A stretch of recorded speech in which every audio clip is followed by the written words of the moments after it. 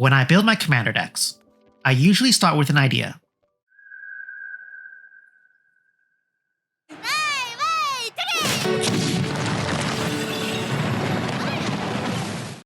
A cool commander, a fun win con, or a bunch of neat cards I want to build a deck out of. Then we throw in the vegetables like ramp, card draw, removal, and lands, and voila! Deck's done. The mana curve is generally something that comes in at the end of the deck building process, as a tool to sanity check the pile of stuff I threw together to see if it's coherent enough.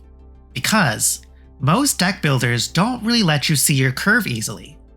And if we're being honest, we don't super care about the curve until there's really an issue. We generally know that mana curves slope up, then down. We have more low mana stuff earlier, a lot of stuff in the middle, then there's less cards at the end for us to close the game out. The singleton nature of the format, the longer time scale, and the political aspect just throws everything about mana curves out the window. Kind of. How many 1-drops do you actually need in a 99 card deck? What's the right number of 4-drops? Should you just jam as many powerful 6 and 7 mana spells as you can and ramp into them? Does your commander change any of this? So today, we're going to look at some research conducted on what a mana curve should look like from a mathematical point of view, as usual.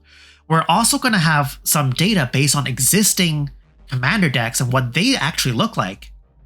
And together, guided by some of the recommendations we've ironed out on the channel, you'll finish the video with a good picture on what a good mana curve should look like to start with for your decks, and a good one for your commanders of any mana value. So let's get into it. But wait, before we do. I know all these videos that I've been posting with the different recommendations and the math and all that stuff, it's kind of hard to connect together and remember so many different practices. I'm super excited.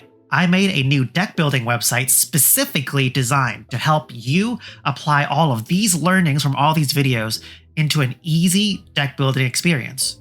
So by watching this video today, you're going to learn all this stuff about mana curves, but also you'll be able to use my website, put in your commander, turn on intelligence mode, and see what actual cuts you should make. And it's all based on all the research and study we've done together. The private beta is available for patrons of all tiers right now. It's $1 if you want to try it out. So you definitely want to check it out. It'll be out of beta very soon, maybe in a couple weeks. Back to the video. Let's start at the beginning and just talk about what is a mana curve. A mana curve is just the distribution of your spells across mana values. While we assume a mana curve is just a given in Magic deck building because we're all so familiar with it, the first time the concept of a mana curve was popularized was by one of the grandfathers of aggro decks. Not Mike Flores, even older if you can believe it. It's based on a deck called Sly, which is a deck I also played on Shuffle and Play, so go check it out. The deck was to ensure that it could always maximize its mana usage across each turn. The thought of being mana efficient wasn't really a thing before.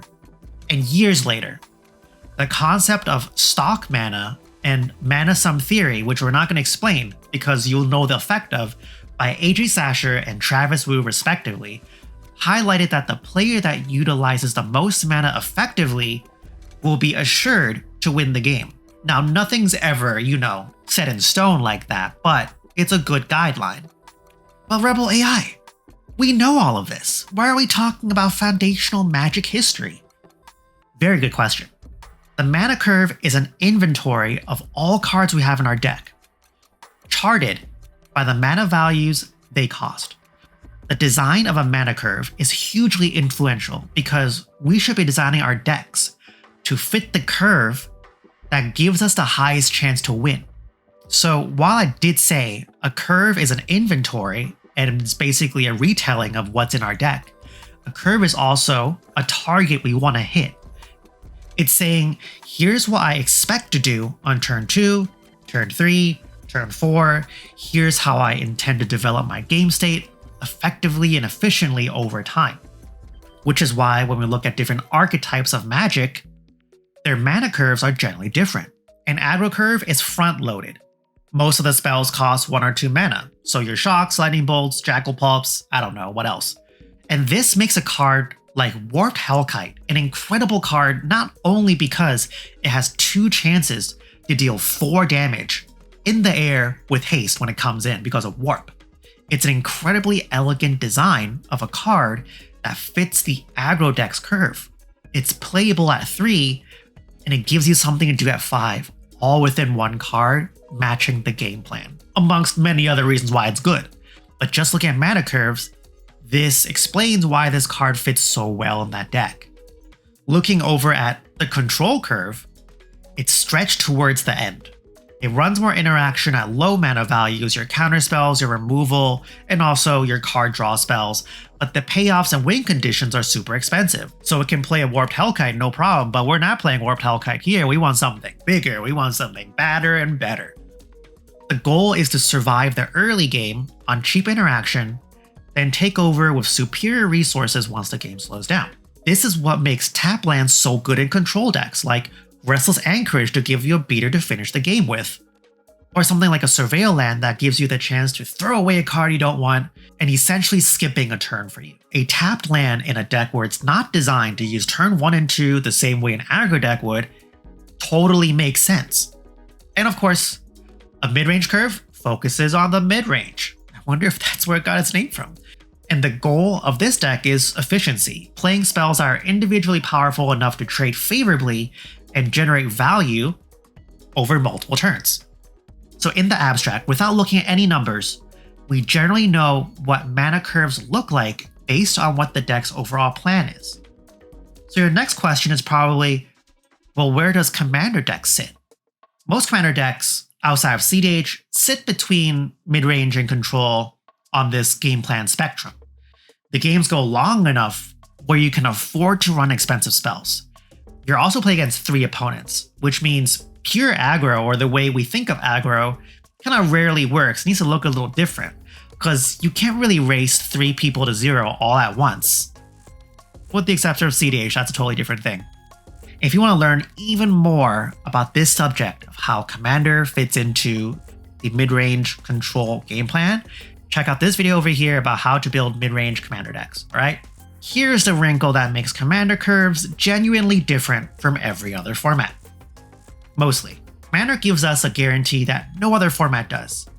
Your Commander's always there, available to be cast as soon as you have the mana for it. It's effectively a spell you've always had in hand at a known mana cost. And that changes the math, it actually does. Because if you know you're casting a 4 mana spell on turn 3 or 4, you don't need as many other 4 mana spells competing for the same slot, if our goal is to spend each turn efficiently. There's also the question of game length. In Commander, you need your deck to stay functional and relevant for much longer. That means your curve can afford to run more expensive spells, but it also means you absolutely need cheap cards to survive and develop through the early turns. You're playing 99 cards instead of 60. There's 3 opponents, not 1.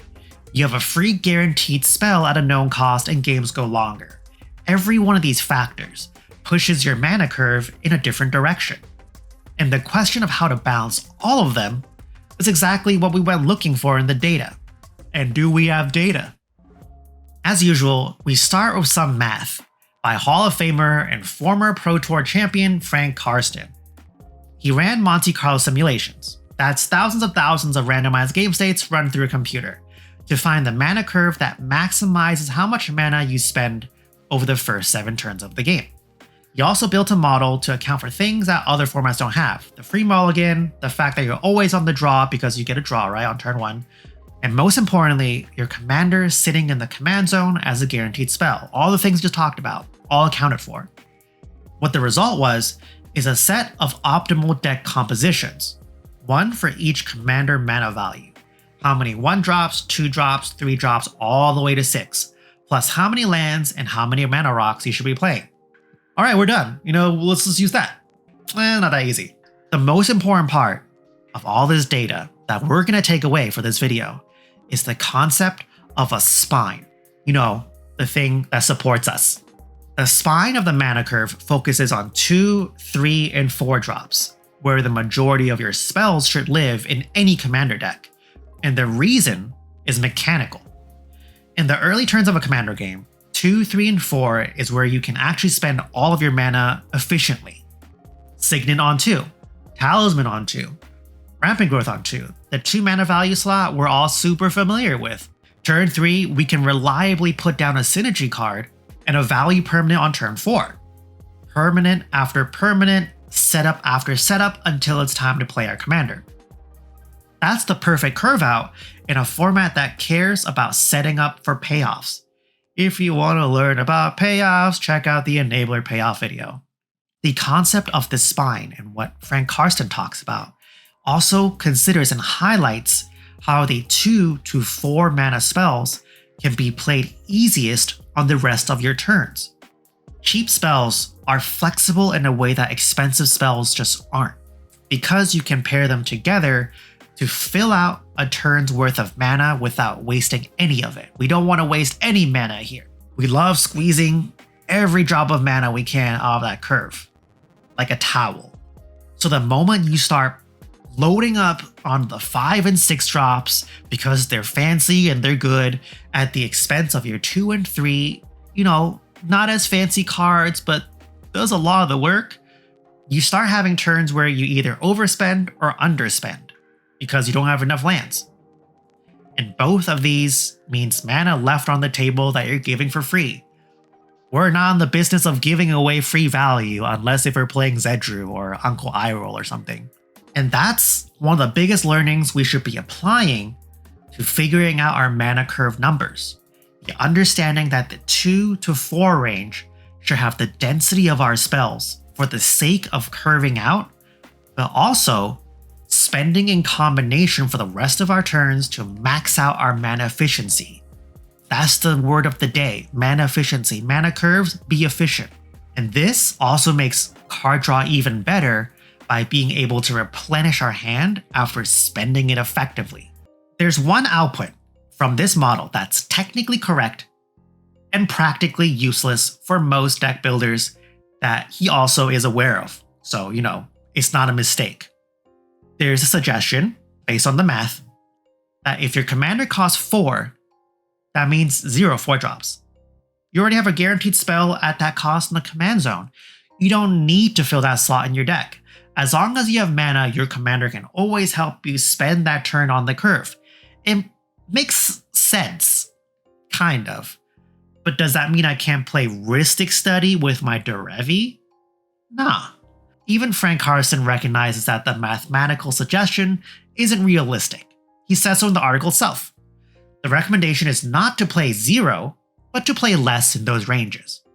But if the math here is telling us to play 0, and he's saying, you don't really follow the math, it goes back to our original question.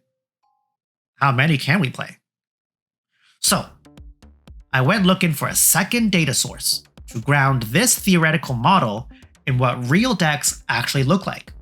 In this article published in 2022 by Magic Data Science, it explored what mana curves actually look like using a huge sample of decks from EDHREC and plotting the actual average mana curve across all of them to backtest the suggestion that players should play less cards in their commander's mana value, a recommendation that Command Zone at the time referenced in their podcast, which this article is responding to. It's also the same suggestion Frank Karsten's talking about earlier. And guess what? The data shows that players just don't do that at all. Is this really an exciting of a result? We know that players can make back decks, That's not something we need to prove. Looking at the data across all different mana values across all commander decks, the most frequent mana value, or the mana value of the most cards most frequently, is the 2 and 3 mana range, with about 16 2 mana value cards and 16 3 mana value cards. And that makes sense because think about it. Signets, talismans, ramp spells, counter spells. I told you, we got mana value 2 on lock, right? We know how to spend it. Mana value 3 probably got that to Kodama's Recultivate, all of that. So far, not that interesting. But this part's really interesting. Magic Data Science then broke down the data and separated the data by commander mana values, and then looked at how each mana value, so commanders that cost 1, commanders that cost 2, commanders that cost 3, etc., deviate from the global average. And based on the command zone and Frank Karsten's suggestion, players should be suppressing their commander's mana value slot, right? But here's what actually happens. For commanders that cost 2 or 3 mana, the data shows almost no change at all. Players just build their curves normally. The fact that their commanders live in the low cost range doesn't really influence how many 2 and 3s you play. Once you get to commanders that cost 4 and 5 mana, decks do shave a little bit at the commander's mana value. If you normally run 10 4-drops, you might see 7 or 8 instead. The suppression of cards in the mana value is there. It's just not that dramatic of a 0. And then, for high mana value commanders, the ones that cost 7, 8, 9 or more, those decks look completely different from everything else. Not just at the commander mana value's cost, but across the whole curve. They're running fewer cheap spells everywhere and piling density into the middle of the curve, the 4, 5, and 6 range, because they're just ramp decks. And it makes sense. The entire early game is set up. Every cheap spell they play in turns 1 to 4 exists to get them to the mana level where their actual game plan starts, or start setting up their big payoff commander. What's the point of seeing how people actually build decks on EDHREC?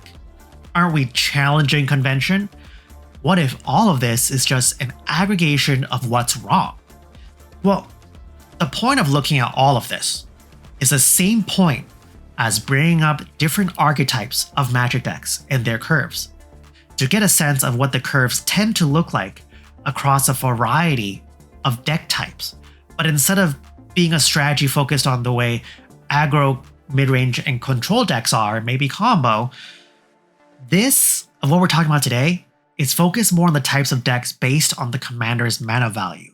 So, with all that being said, we looked at a bunch of theoretical math and real data.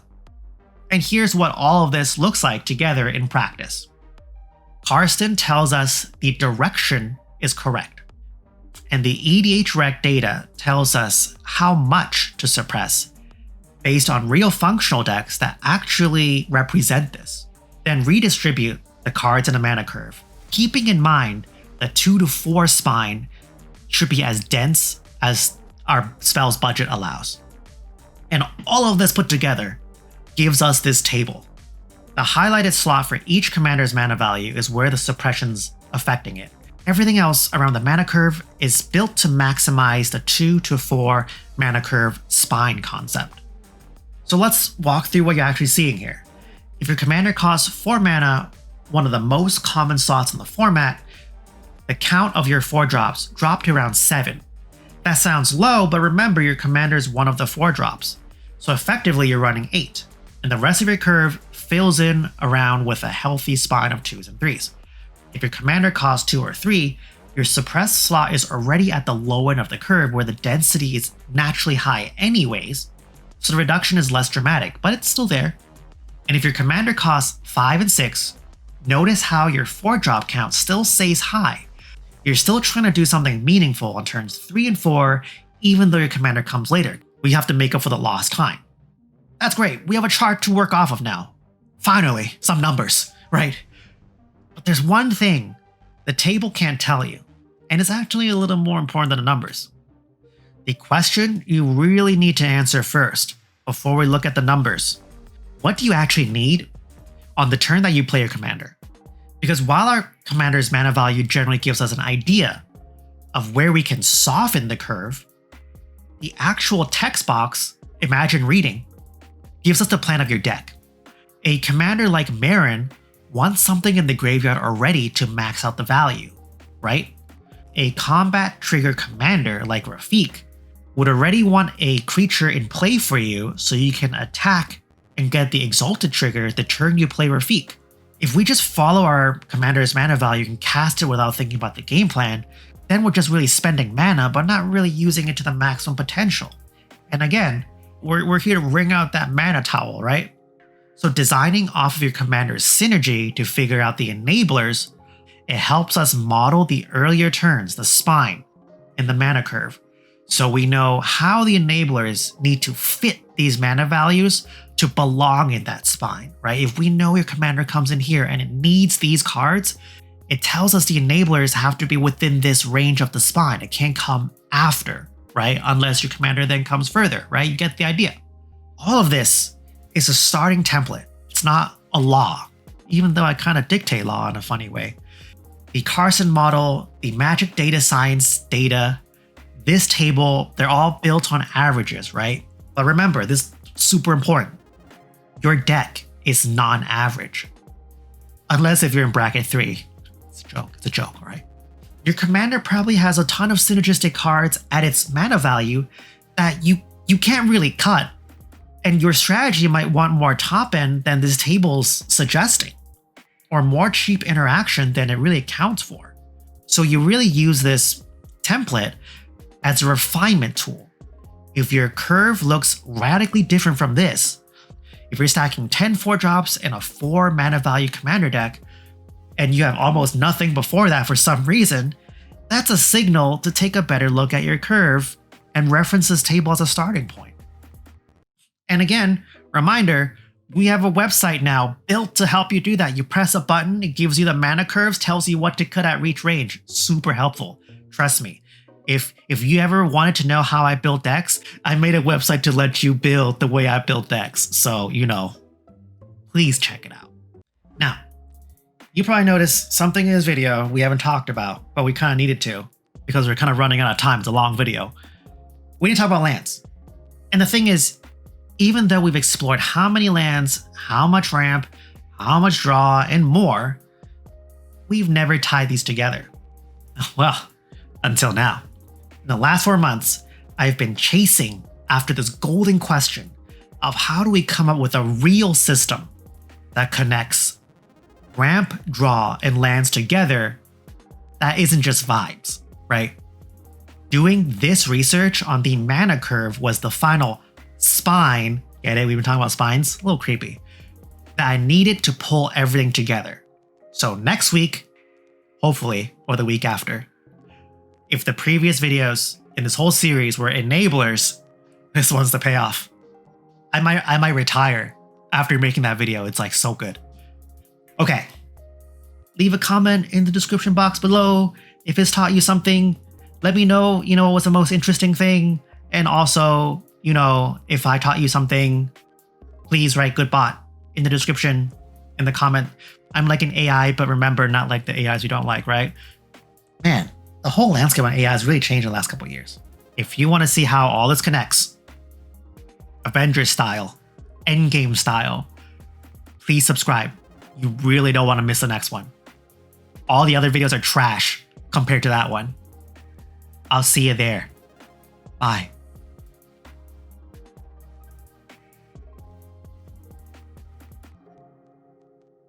I don't know why you watch all that.